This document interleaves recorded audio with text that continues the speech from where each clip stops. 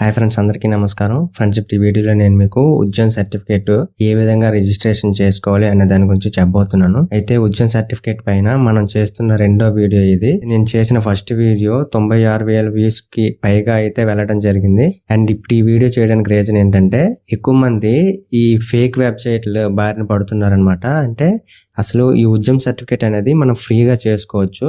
కానీ కొంతమంది నా కామెంట్స్ లో మాకు ఇలా డబ్బులు అడుగుతుంది, మేము ఇలాగ పే చేయాలా వద్దా అని చెప్పి అడుగుతున్నారు. అండ్ నెక్స్ట్ ఇంకోటి, ఈ వెబ్సైట్ అనేది ఈ 2026లో మొన్న మార్చ్ 24వ తేదీన కొత్తగా అప్డేట్ అయితే చేయడం జరిగింది అనమాట. మొత్తం యూజర్ ఇంటర్ఫేస్ అనేది మొత్తం మారిపోయింది. అండ్ అలాగే అఫీషియల్ వెబ్సైట్స్ ఏంటి అనేవి ఈ వీడియోలో నేను మీకు క్లియర్ గా చూపిస్తాను. ఓన్లీ ఆ వెబ్సైట్స్ ద్వారా మాత్రమే మీరు ఈ ఉద్యోగం రిజిస్ట్రేషన్ చేసుకోండి. ఇంకా ఎలాంటి ఫేక్ వెబ్సైట్స్ బారిన పడకుండా మీరైతే మీ ఉద్యోగం సర్టిఫికేట్ ని ఈ వీడియో ద్వారా చాలా సింపుల్ గా చేసుకోగలరు. అండ్ ఫ్రెండ్స్, ఈ ఉద్యోగం సర్టిఫికేట్ గురించి మీకు తెలియకపోతే చిన్న ఇంట్రడక్షన్ అయితే ఇస్తాను. ఫ్రెండ్స్, ఉద్యోగం సర్టిఫికేట్ అనేది భారత ప్రభుత్వం ఇచ్చే ఒక MSME రిజిస్ట్రేషన్. MSME అంటే మైక్రో స్మాల్ మీడియం ఎంటర్ప్రైజెస్ అన్నమాట. ఈ ఉద్యమ రిజిస్ట్రేషన్ మీ బిజినెస్ కి అధికారిక గుర్తింపు అలాగే సర్టిఫికేషన్ అయితే ఇవ్వడం జరుగుతుంది. ఫ్రెండ్స్, ఈ ఉద్యమ సర్టిఫికేట్ మన దగ్గర ఉంటే మనకి చాలా లాభాలు అయితే ఉంటాయి అనమాట. అందులో మీకు కొన్ని అయితే ఇప్పుడు చెప్పడం జరుగుతుంది. అందులో మెయిన్ వచ్చేసరికి, మనం ఏదైనా ఒక బిజినెస్ స్టార్ట్ చేయాలనుకున్నా లేదా ఆల్రెడీ రన్ అవుతున్న బిజినెస్ కి కొత్తగా మనం ఎక్స్పాండ్ చేయడం కోసం బ్యాంకుల ద్వారా మనం లోన్ పొందేటప్పుడు ఈ ఉద్యమ సర్టిఫికేట్ ఖచ్చితంగా మన దగ్గర ఉండాలన్నమాట. అండ్ ఈ ఉద్యమ సర్టిఫికేట్ మన దగ్గర ఉన్నట్లయితే గవర్నమెంట్ నుంచి వచ్చే సబ్సిడీలు కావచ్చు లేదా కొలాటరల్ లేకుండా మనం బ్యాంక్స్ నుంచి లోన్ పొందవచ్చు. అంటే ఎలాంటి హామీ లేకుండా కూడా కొన్ని లక్షల వరకు మనం అయితే బ్యాంక్స్ నుంచి లోన్ అయితే పొందవచ్చు. మనకి ప్రభుత్వం హామీ అయితే ఇస్తుందన్నమాట ఈ ఉద్యమ సర్టిఫికేట్ మన దగ్గర ఉన్నప్పుడు. అలాగే మనం ఏదైనా బిజినెస్ రన్ చేసేటప్పుడు మెషినరీ ఉంటుంది కదా, ఆ మెషినరీకి మనం వాడే ఎలక్ట్రిసిటీ బిల్ ఉంటుంది కదా, దానిపైన కూడా మనకి సబ్సిడీ అయితే రావడం జరుగుతుంది. అంటే ఆ ఛార్జీల్లో నుంచి మనకి కొంత తగ్గింపు అయితే ఉంటుందన్నమాట. కరెంట్ ఛార్జీల పైన సబ్సిడీలు అలాగే యూనిట్స్ పైన కొంత మనకి మినహాయింపు అయితే ఉంటుందన్నమాట. సో ఎలక్ట్రిసిటీ బిల్ బెనిఫిట్ అయితే మనకి ఖచ్చితంగా వస్తుంది ఈ ఉద్యమ సర్టిఫికేట్ మన దగ్గర ఉంటే. అండ్ అలాగే మన బిజినెస్ కి ISO సర్టిఫికేషన్ చేసేటప్పుడు చెల్లించే ఫీజు ఉంటుంది కదా, ఆ ఫీజు కూడా మనకి కొంత సబ్సిడీ అయితే తిరిగి మనకి మన అకౌంట్ లో పడడం అయితే జరుగుతుంది. అది కూడా మన దగ్గర ఈ ఉద్యమ సర్టిఫికేట్ ఉంటేనే జరుగుతుంది. అండ్ అలాగే కొన్ని ట్యాక్స్ బెనిఫిట్స్ అయితే ఉంటాయి. కొన్ని గవర్నమెంట్ స్కీమ్స్ ద్వారా ట్యాక్స్ సేవింగ్స్ కూడా మనకి అవకాశాలు ఉంటాయి అన్నమాట. గవర్నమెంట్ కొన్నిసార్లు టెండర్స్ వేస్తుంది కదా, అందులో మనకి మెయిన్ ప్రిఫరెన్స్ అయితే ఇవ్వడం జరుగుతుంది. అండ్ మనం ఆ టెండర్స్ లో పార్టిసిపేట్ చేసేటప్పుడు మనకి కొంత ఫీజు అయితే ఉంటుంది కదా, ఆ ఫీజులో కూడా మినహాయింపు అయితే ఉంటుంది అనమాట, ఎగ్జామ్షన్ ఉంటుంది. అండ్ గవర్నమెంట్ ఇచ్చే చాలా రకాల సబ్సిడీస్ కావచ్చు లేదా పథకాలు కావచ్చు, ఇవన్నీ కూడా మనకి ఉద్యమ సర్టిఫికేట్ ఉంటే మనకి ఖచ్చితంగా వస్తాయి అనమాట. అండ్ ముఖ్యంగా మనం చేసే బిజినెస్ అనేది మ్యానుఫ్యాక్చరింగ్ కావచ్చు లేదా సర్వీసెస్ కావచ్చు, ఇవి మనం మన కస్టమర్స్ కి ఇచ్చేటప్పుడు సపోజ్ కి ఒక కంపెనీ ఏదో ఒక వస్తువు అనేది ఒక వేరే కంపెనీకి ఇవ్వడం అయితే జరుగుతుంది అనమాట. ఆ కంపెనీ అనేది ఆ వస్తువు తాలూకా అమౌంట్ అనేది మనకి ఇవ్వాల్సి ఉంటుంది. కానీ ఆ కంపెనీ అనేది మనకి 45 డేస్ వరకు కూడా మన డబ్బులు మనకి ఇవ్వకపోతే మనం ఈ ఉద్యమ సమాధాన పోర్టల్లో కంప్లైంట్ చేయొచ్చు అనమాట. మనం అందులో కంప్లైంట్ చేస్తే గవర్నమెంట్ డైరెక్ట్ గా ఇన్వాల్వ్ అయ్యి మనకి ఎవరి దగ్గర నుంచి అయితే డబ్బులు రావాలో వాళ్ళ దగ్గర నుంచి మన డబ్బులే కాదు, మనకి అప్పటి వరకు వాళ్ళు ఎంత అయితే లేట్ చేశారో ఆ లేట్ కి ఫైన్ మరియు ఇంట్రెస్ట్ కలిపి మనకైతే తిరిగి వాపస్ అయితే చేస్తారనమాట. సో మెయిన్ ఈ ఉద్యమ సర్టిఫికేట్ ఉండడం వల్ల మనకి బెస్ట్ బెనిఫిట్ ఏంటంటే ఇదనమాట. 45 డేస్ వరకు మన అమౌంట్ కనుక మనకి రాకపోతే మనం సమాధాన పోర్టల్లో కంప్లైంట్ చేసే అవకాశం మనకి ఈ ఉద్యమ సర్టిఫికేట్ ఉంటే వస్తుంది. మనం ఎవరికైతే మన వస్తువులు కానీ లేదా మన సర్వీసెస్ కానీ ఇచ్చామో వాళ్ళకి మనం ప్రొవైడ్ చేసినట్టుగా మన దగ్గర ఆ ఇన్వాయిస్ కాపీలు అయితే ఉండాలన్నమాట ఖచ్చితంగా. అండ్ ఫైనల్ గా ఈ ఉద్యమ సర్టిఫికేట్ మన దగ్గర ఉంటే మనకి గవర్నమెంట్ నుంచి ఒక గుర్తింపు వస్తుంది, అలాగే మన బిజినెస్ కి క్రెడిబిలిటీ పెరుగుతుంది. గవర్నమెంట్ గుర్తింపు ఉండడం వల్ల అలాగే సర్టిఫికేషన్ ఉండడం వల్ల మన కస్టమర్స్ కి మన పైన ఒక ట్రస్ట్ అయితే బిల్డ్ అవుతుంది అనమాట. సో ఈ ఉద్యమ సర్టిఫికేట్ వల్ల మన బిజినెస్ అనేది గ్రోత్ అవడానికి చాలా అవకాశాలు వస్తాయి. ఉద్యమ రిజిస్ట్రేషన్ మనం అప్లై చేసుకోవడానికి మన ఆధార్ కార్డు అలాగే మన పాన్ కార్డు అండ్ మన బ్యాంక్ అకౌంట్ డీటెయిల్స్ ఉండాల్సి ఉంటుంది అనమాట. అలాగే మన ఆధార్ కార్డుకి లింక్ అయిన ఫోన్ నెంబర్ కూడా ఉండాల్సి ఉంటుంది. దానికే మనకి OTP అనేది ఫస్ట్ వస్తుంది అనమాట. ఆధార్ వెరిఫికేషన్ చేసేటప్పుడు మనకు OTP వస్తుంది. ఆ OTP ఎంటర్ చేస్తేనే మనం రిజిస్ట్రేషన్ చేసుకోవడానికి ఛాన్స్ ఉంటుంది. అండ్ అలాగే లాస్ట్ లో కూడా మనం ఫైనల్ సబ్మిట్ చేసేటప్పుడు మనం ఏదైతే ఈ ఉద్యమ రిజిస్ట్రేషన్ కి నెంబర్ అయితే ఇస్తామో ఆ నెంబర్ కూడా మళ్ళీ OTP వస్తుంది. సో మీ దగ్గర ఖచ్చితంగా ఫోన్ నెంబర్ అయితే ఉండాల్సి ఉంటుంది అనమాట. అండ్ ఫ్రెండ్స్, ఇప్పుడు ఈ ఉద్యమ్ సర్టిఫికేట్ ఏ విధంగా అప్లై చేసుకోవాలని నా స్క్రీన్ ఇప్పుడు మీకు షేర్ చేస్తూ చూపిస్తాను. ఇది చాలా సింపుల్ గా మనం అప్లై చేసుకోవచ్చు. దీనికి ₹1 కూడా పే చేయాల్సిన అవసరం ఉండదు. దయచేసి మీరు ఫేక్ వెబ్సైట్ బారిన పడకండి. ఇప్పుడు నేను కొన్ని వెబ్సైట్స్ అయితే మీకు ఇక్కడ స్క్రీన్ పైన చూపిస్తాను అండ్ అలాగే డిస్క్రిప్షన్ లో కూడా ఇస్తాను. మీరు ఆ వెబ్సైట్స్ ద్వారా మాత్రమే ఈ ఉద్యమ్ సర్టిఫికేట్ క్రియేట్ చేసుకోవడానికి ట్రై చేయండి. ఇంకెలాంటి వెబ్సైట్స్ ద్వారా గానీ మీరు ఈ ఉద్యమ్ సర్టిఫికేట్ చేసుకోవడానికి ప్రయత్నించకండి. అండ్ అలాగే ఫ్రెండ్స్, ఈ వీడియో చూస్తున్నారు కానీ చాలా మంది సబ్స్క్రైబ్ చేయట్లేదు. దయచేసి సబ్స్క్రైబ్ చేసుకోండి. అండ్ అలాగే ఈ వీడియోకి ఒక లైక్ చేయండి. మీరు లైక్ చేయడం వల్ల ఈ వీడియో చాలా మందికి అయితే షేర్ అవుతుంది అనమాట. సో దానివల్ల మీకు ఎలాంటి నష్టము ఉండదు, నాకు ఒక బూస్టింగ్ ఉంటుంది. అలాగే ఈ వీడియో మరింత మందికి అయితే రీచ్ అవుతుంది. అండ్ ఈ వీడియోలో మీకు ఏ విధంగా అనిపించింది అండ్ నేను ఏమైనా తప్పులు చెప్పుంటే అండ్ ఈ వీడియో పట్ల మీ ఫీడ్బ్యాక్ ఏంటి అనేది కింద కామెంట్ అయితే చేయండి. అండ్ ఇప్పుడు మనం వీడియోలోకి వెళ్ళిపోదాం.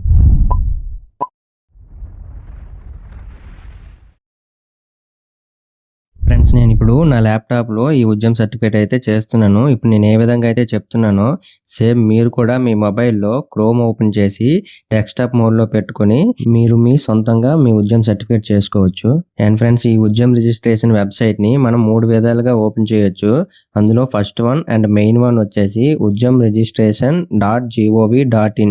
ఇది మెయిన్ వెబ్సైట్ అన్నమాట. ఈ విధంగా మీ బ్రౌజర్లో టైప్ చేసి సెర్చ్ చేస్తే మీకు వెబ్సైట్ అయితే ఓపెన్ అవుతుంది. చూసారా, ఈ విధంగా వెబ్సైట్ అయితే ఉంటుందన్నమాట.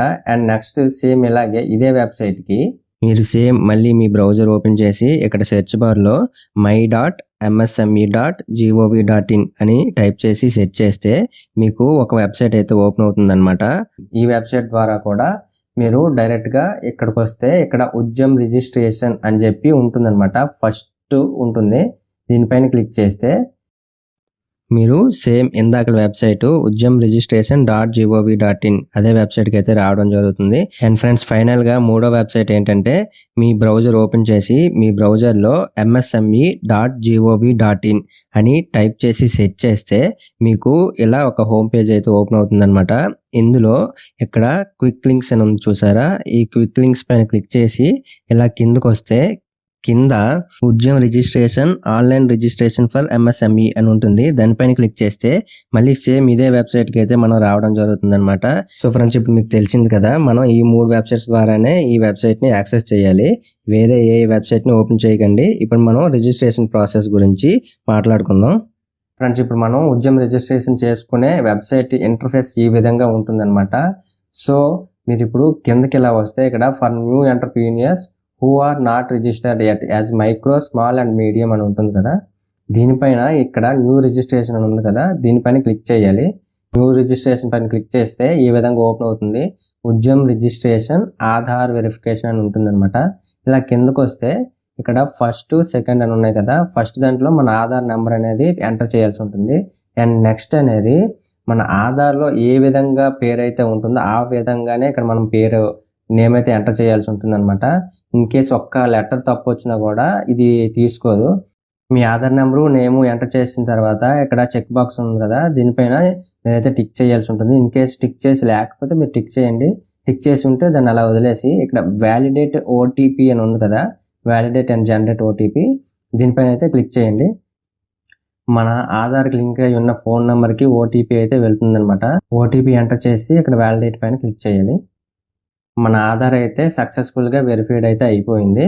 ఇప్పుడు నెక్స్ట్ మన పాన్ అనేది వెరిఫికేషన్ చేయాలి. ఇక్కడ చూసారా, పాన్ వెరిఫికేషన్ అని ఉంది కదా. అండ్ నెక్స్ట్ ఇక్కడ 3వ నెంబర్లో టైప్ ఆఫ్ ఆర్గనైజేషన్ అనమాట. ఈ టైప్ ఆఫ్ ఆర్గనైజేషన్ అంటే మీ బిజినెస్ అనేది ఏ టైప్ ఆఫ్ ఆర్గనైజేషన్ చెందింది అని చెప్పి ఇక్కడైతే అడగడం జరుగుతుంది. వీటన్నిటి గురించి మీకు కావాలంటే నేను డెడికేటెడ్ వీడియో చేస్తాను.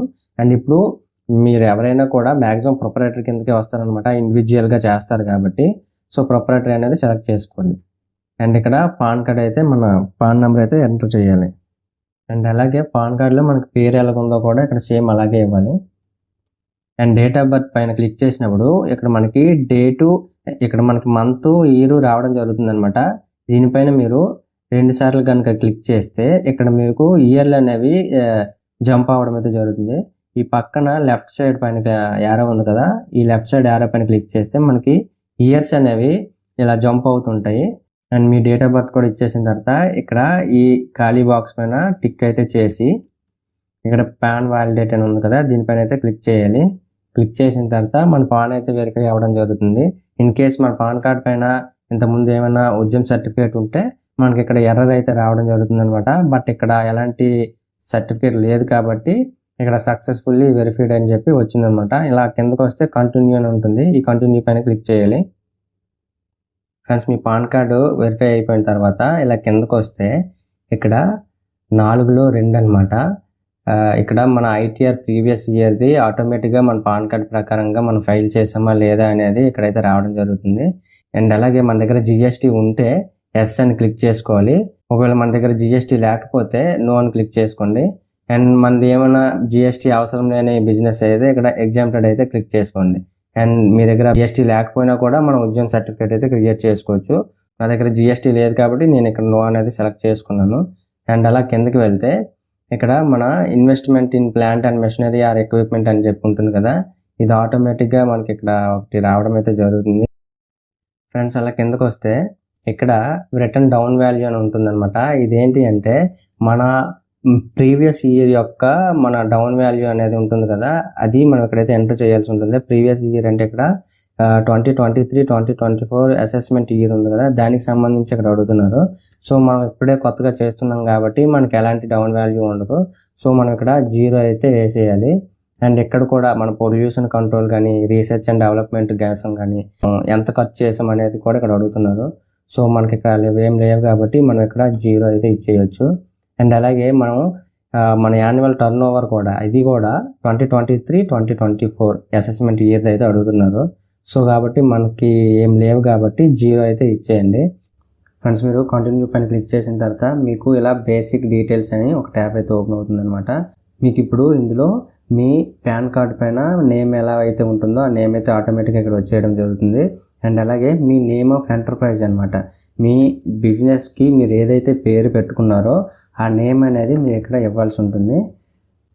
అండ్ అలాగే ఇక్కడ మీ మొబైల్ నెంబరు అండ్ ఇక్కడ ఈమెయిల్, మీరు ఈ రెండింటి ద్వారానే మీ ఉద్యమ్ సర్టిఫికేట్కి తర్వాత మార్పులు చేర్పులు చేద్దాం అనుకున్నా కూడా మీరు ఈ రెండింటి ద్వారానే లాగిన్ అయితే అవ్వడానికి వీలుంటుంది. సో కాబట్టి మీరు ఇప్పుడు ఏదైతే మొబైల్ నెంబరు అండ్ ఈమెయిల్ ఇస్తున్నారో అవి ఖచ్చితంగా వర్కింగ్ కండిషన్లో ఉండాలి.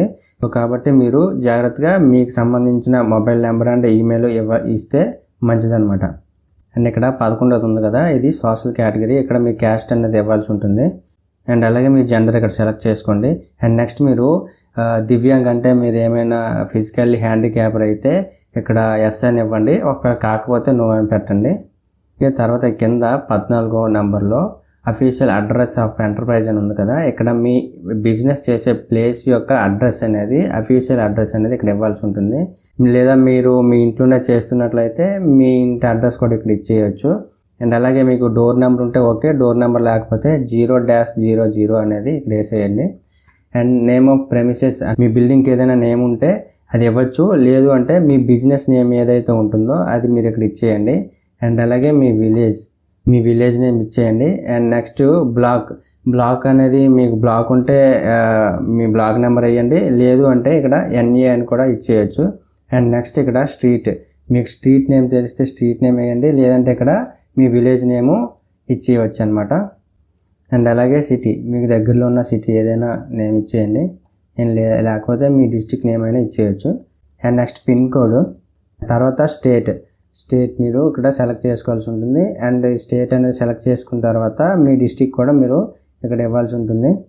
అండ్ అలా కిందకు వస్తే ఇక్కడ మీ డిస్ట్రిక్ట్ ఇండస్ట్రీ సెంటర్ అనేది ఎక్కడ ఉంది అనేది మీకు ఇక్కడైతే ఇవ్వడం జరుగుతుంది.